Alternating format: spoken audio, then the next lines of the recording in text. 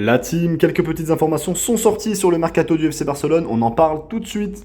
Le club explore le marché d'un ailier gauche plus jeune que Rashford. Les options actuelles sont Andreas Sheldrup, l'ailier percutant du Benfica, est sur les tablettes du FC Barcelone et pourrait faire l'objet d'une offre pour concurrencer Rashford.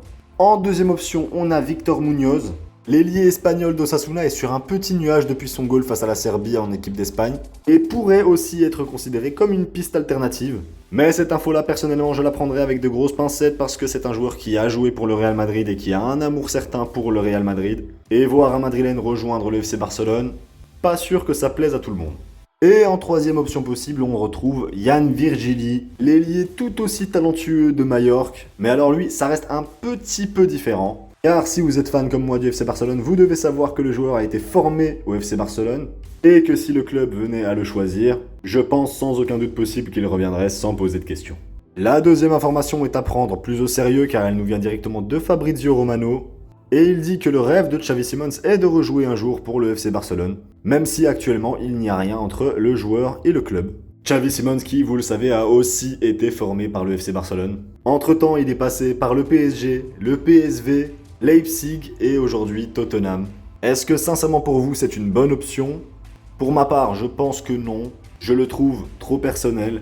Il pourrait selon moi créer des problèmes dans l'ordre du vestiaire. Donc personnellement, je préfère pas. Et pour la dernière information de cette vidéo, nous allons parler du cas Bastoni, mais plus particulièrement d'un autre joueur, car l'intérêt du FC Barcelone pour le défenseur de Tottenham, Luka Vuskovic, ne sera pas affecté par l'éventuelle signature de Bastoni. Ce qui signifie en gros que le Barça pourrait tenter de signer les deux cet été.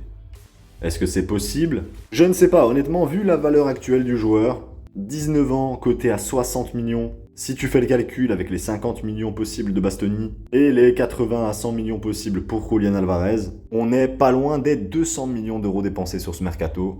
Donc à voir, est-ce que le FC Barcelone peut se permettre de faire un aussi gros mercato, malgré les soucis financiers dont tout le monde parle? Je ne sais pas, mais ça promet beaucoup de spectacles cet été.